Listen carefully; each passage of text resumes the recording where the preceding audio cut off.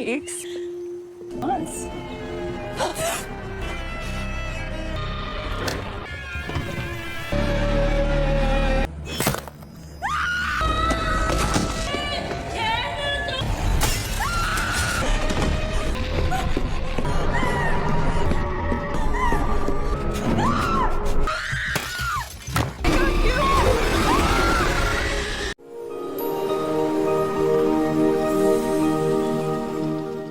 Film pun diawali dengan diperlihatkan seorang wanita bernama Sophie, yang merupakan mahasiswa pindahan dari Korea, dan kini dirinya akan pindah ke kampus di Amerika, yang berencana akan memasuki jurusan biologi.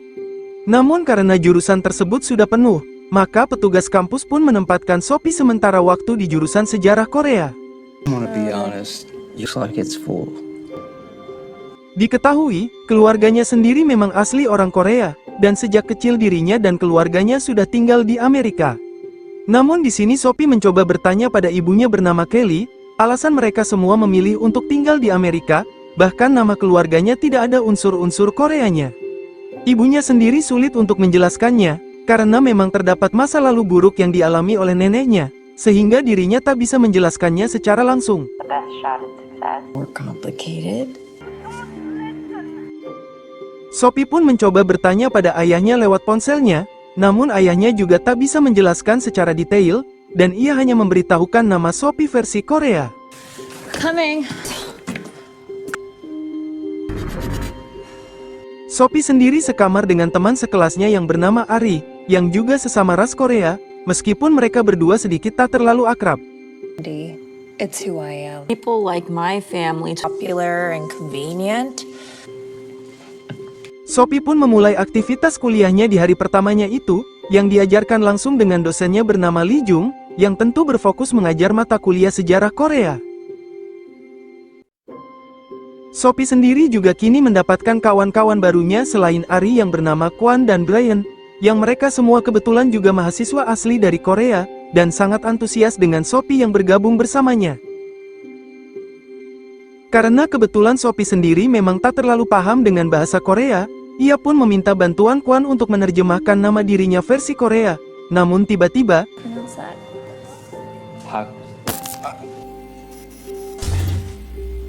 dan kebersamaan mereka tanpa disadari sedang dipantau oleh seseorang dari kejauhan. Beberapa hari kemudian, Sophie pun pulang ke rumahnya, yang disambut langsung oleh neneknya bernama Fana. Mereka pun makan siang bersama-sama dengan kedua orang tuanya, dan di sini Fana mencoba bertanya tentang perkuliahannya, dan jurusan yang Sophie tempuh. Dengan santai, Sophie pun menjelaskan perkuliahannya itu, bahkan dirinya bermaksud untuk mengganti nama dirinya dengan nama versi Koreanya. Namun dengan penuh amarah, Fana pun mulai membentak Sophie habis-habisan, untuk jangan pernah menyebut nama Koreanya itu. Don't talk to me, you.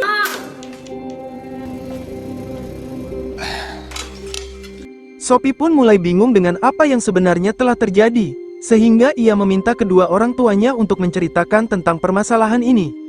Mereka pun mulai menceritakan bahwa neneknya itu punya masa lalu kelam dengan Korea, yang dimana neneknya harus kehilangan ibunya dengan cara bundir, akibat sebuah tekanan dalam hidupnya. Hal tersebut dalam budayanya dianggap hal yang memalukan dan pengecut, sehingga neneknya pun akhirnya memilih untuk meninggalkan Korea, dan menetap di Amerika hingga saat ini, demi menjauhkan dari rasa malunya itu. Karena merasa bersalah, Sophie pun meminta maaf pada neneknya, karena membuatnya tersinggung. Kemudian Fana pun menceritakan, bahwa alasan dirinya membawa keluarganya kemari, sebenarnya untuk melindungi keluarga ini dari kutukannya, namun ia tak menjelaskan apa kutukannya tersebut. Sophie justru menganggap neneknya sedang berkhayal karena efek umurnya yang sudah tua, tetapi neneknya kembali memperingatinya, untuk tak lagi sesekali memakai nama versi Koreanya itu untuk berkenalan dengan seseorang. Meskipun begitu, Sophie hanya berharap dirinya bisa memakai nama asli dari Koreanya itu, sebagai identitas asli ras asalnya, dan tentunya Fana pun kembali emosi padanya. And going by Let me see your face. Karena dirinya masih tetap diperlakukan buruk oleh neneknya, maka Sophie pun memutuskan untuk pergi dari sini malam ini juga.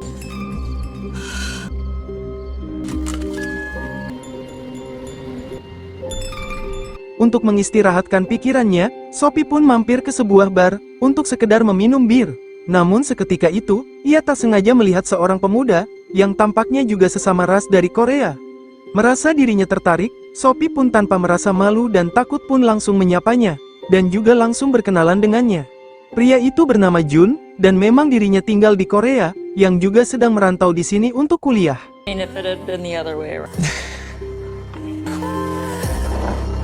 Hubungan mereka pun langsung akrab tanpa rasa kecanggungan sama sekali, dan mereka berdua pun juga saling menceritakan tentang diri mereka masing-masing.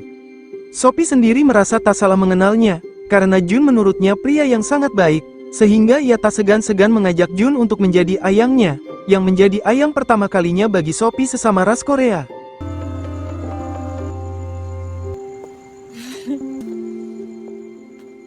Di esok harinya, ketika kegiatan perkuliahan berlangsung, Sophie pun merasa aneh dengan gambar salah satu tokoh Korea yang dosennya terangkan, yang makin lama membuatnya merinding. Sophie, you alright? Selepas pulang kuliah, Sophie pun mulai berkencan dengan Jun, yang dimana mereka berdua telah resmi berpacaran, dan mulai membahas rencana kebersamaannya ini seterusnya. Sekaligus Sophie berharap bisa tinggal bersama Jun di Korea, dan mulai mempelajari berbagai banyak budaya tentang Korea. Sophie juga mulai terus terang memberitahukan hubungannya kini dengan Jun pada ibunya, dan ibunya tentu mendukung pria pilihannya itu, meskipun juga sesama orang Korea. Sophie pun sesekali memandangi atap kamarnya yang terlihat bocor, yang sebenarnya sedikit mengganggu, dan seketika ia mematikan lampu tidurnya, muncullah sesosok bayangan seseorang di hadapannya. Di esok harinya, Sophie pun mengajak Jun untuk datang ke rumahnya, bermaksud untuk mengenalkannya langsung pada kedua orang tuanya. Orang tuanya pun menyambutnya dengan bahagia, dan sangat senang dengan Sophie yang kini memiliki pacar sesama ras Korea. Tetapi Fana neneknya terlihat tak baik-baik saja, dan ibunya sendiri menjelaskan bahwa ini faktor dari penyakit demensianya saja. Di sini dengan keramahan hatinya, Jun memberikan hadiah untuk Fana, dan ketika dibuka, Fana pun berteriak ketakutan, dan menganggap Jun sebagai arwah jahat yang mencoba mengganggu ketenangan keluarganya. Karena situasinya memburuk, maka Sophie langsung mengajak Jun keluar dari rumahnya. Sophie sendiri tak habis pikir dengan perilaku neneknya yang benar-benar aneh, dan ia hanya bisa meminta maaf pada Jun atas permasalahan kejiwaan dari sikap neneknya ini. Jun sendiri tak mempermasalahkannya, bahwa ia sadar jika semua ini hanya bagian dari masalah keluarga Sophie semata. Karena Jun sendiri masih penasaran dengan nama Sophie versi Korea, maka ia pun mencoba bertanya tentang nama versi Koreanya tersebut. Awalnya Sophie masih belum siap untuk mengatakannya, namun karena Jun sedikit memaksa, akhirnya Sophie pun mengatakan nama Koreanya yakni Park Hyunju. Jun pun sangat kagum dengan nama Korea Sophie, sehingga ia pun makin menunjukkan rasa sayangnya itu padanya dengan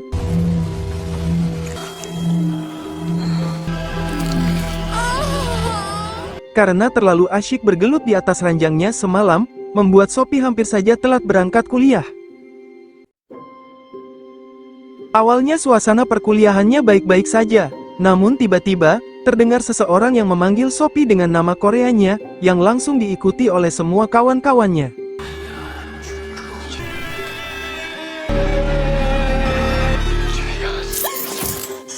Untungnya itu hanya sebuah mimpi, tetapi ia harus dibuat resah, ketika Jun sendiri tiba-tiba menghilang hampir 2 hari, bahkan sama sekali tak pernah mengabari dirinya, yang sungguh membuat Sophie sangat heran padanya.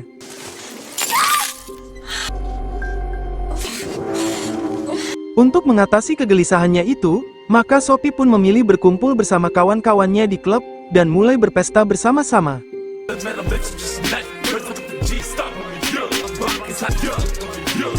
Di saat telernya itu, Sophie pun mulai membahas Jun pacarnya, yang hingga hari ini sama sekali belum mengabari dirinya, bahkan ia sama sekali tak mengetahui keberadaannya. Karena penasaran, mereka pun meminta Sophie untuk menunjukkan foto dari Jun, dan ketika ditunjukkan, sungguh tak disangka, tiba-tiba foto Jun berubah menjadi buram. Mereka mengira, mungkin Sophie yang lagi teler hanya salah menunjukkan fotonya itu.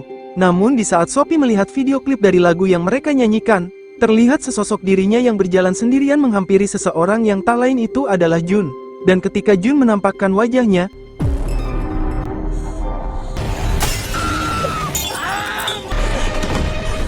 Entah apa yang terjadi, tiba-tiba Jun yang berubah menjadi sosok hantu terus meneror dirinya.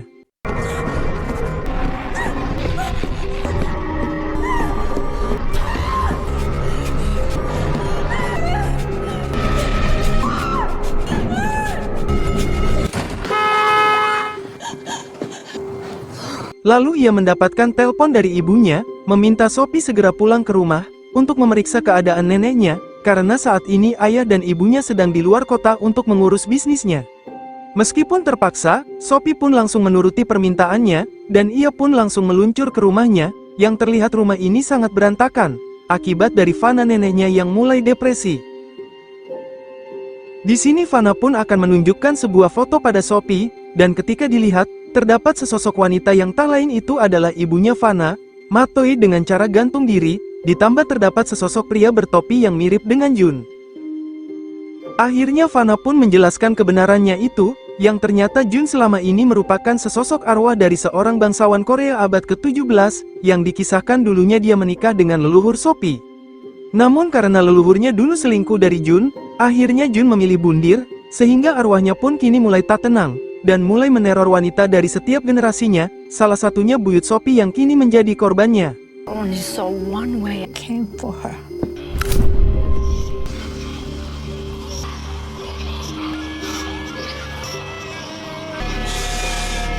Maka dari itu, untuk menghilangkan kutukan mengerikan dari Jun, Vanna harus meninggalkan Korea secepatnya, untuk mengasingkan dirinya dengan nama yang baru, sehingga arwah Jun akan kesulitan mencari nama dari keluarga dirinya hingga sekarang. Meskipun begitu, arwah Jun masih tetap terus memburu keberadaan dirinya dan keturunannya, dengan menyamar menjadi manusia, dan kini keluarga ini dalam bahaya, setelah Sophie telah mengatakan namanya tersebut padanya. Kini satu-satunya yang bisa menghentikan terornya, dengan mencari nama asli dari Jun itu sendiri. Namun hingga saat ini dirinya masih belum bisa menemukan namanya itu dalam buku sejarah Kekaisaran Korea, dan mungkin namanya tersebut juga telah dihapus dari sejarah. Di esok harinya sebelum berangkat kuliah, Sophie tak lupa menyiapkan sarapan untuk neneknya, sekaligus juga menyiapkan pisau, untuk berjaga-jaga jika terjadi sesuatu. Namun karena keberadaan keluarga Sophie sudah terdeteksi oleh Jun, jadi kini Sophie selalu dibayang-bayangi dengan keberadaan Jun di sekitarnya.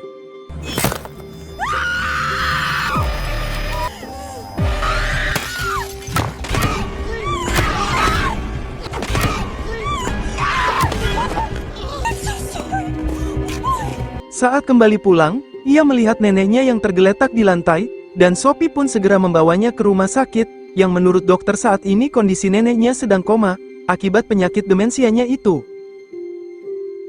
Seketika itu juga, muncullah Jun dengan penampilan arwahnya, yang akhirnya Sophie menyadari tentang misteri penyebab semua teror ini terjadi pada garis keturunan keluarganya. Awalnya memang tujuan Jun ingin segera membuat Vanna neneknya melakukan bundir, namun setelah dipikir-pikir, keberadaan Sophie yang cantik dan romantis lebih penting untuknya, sehingga ia kini bermaksud untuk mengajak Sophie untuk pergi bersamanya ke neraka.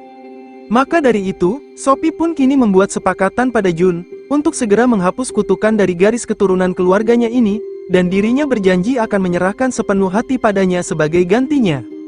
Jun pun langsung setuju dengan kesepakatannya itu, dan Sophie diberi waktu 6 jam untuk memberikan salam perpisahan pada nenek dan orang tuanya ini. Namun Sophie tak pasrah begitu saja, karena dirinya kini akan mencari nama asli dari Jun itu sendiri dari semua berkas-berkas Korea milik neneknya, dan ia juga langsung meminta bantuan pada Lee Jung dosennya, sekaligus menceritakan apa yang sebenarnya terjadi.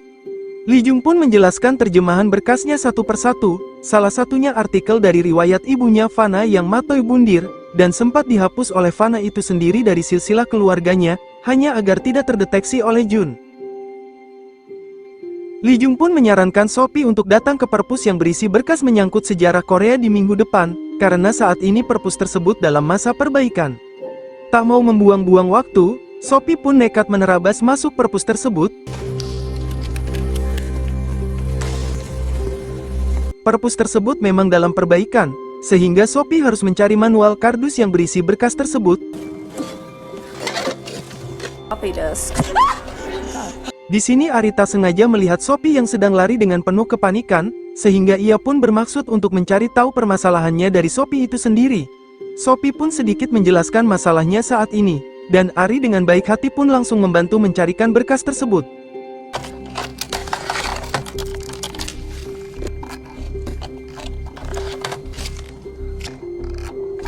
Setelah beberapa saat mencari, Ari pun menemukan sebuah foto, yang tak lain itu adalah foto dari Fana neneknya di pemakaman ibunya, yang ternyata Sophie sendiri berasal dari keturunan bangsawan Korea yang terkenal pada zamannya. Mereka juga akhirnya menemukan silsilah nama keluarga dari Jun itu sendiri, dan segera menyetaknya. Ari sendiri sungguh tak menyangka dengan latar belakang keluarga Sophie yang dari keluarga ternama, dan tak sengaja mengucapkan nama versi Koreanya Sophie, sehingga teror kutukan dari leluhur keluarganya pun kembali terjadi. You really are. No!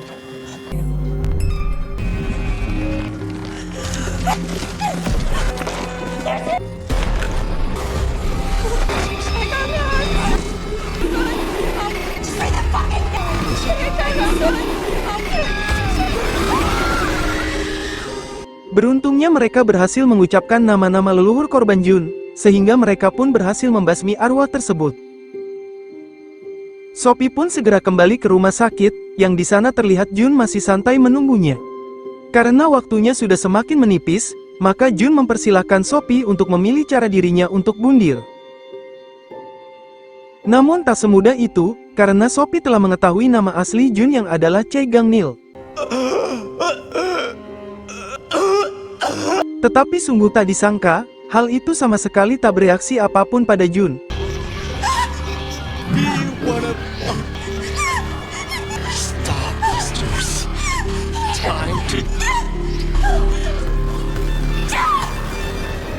Dan sekali lagi Jun menyuruh Sophie untuk mengakhiri hidupnya, atau kutukan pada keluarganya akan terus berlanjut. Dengan pasrah, akhirnya Sophie pun harus mengorbankan dirinya, agar kutukan pada keluarganya berakhir.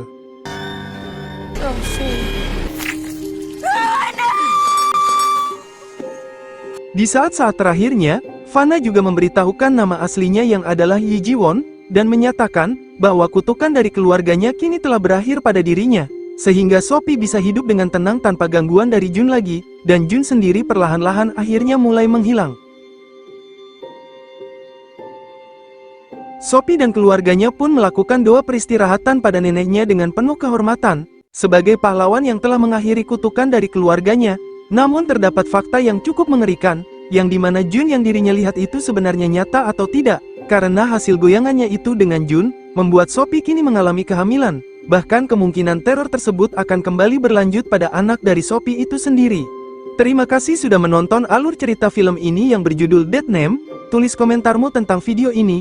Jika suka dengan video ini, klik like, share, dan subscribe untuk mendapatkan notifikasi video terbaru selanjutnya, dan semoga kalian semua diberi kesehatan dan dilancarkan rezekinya selalu.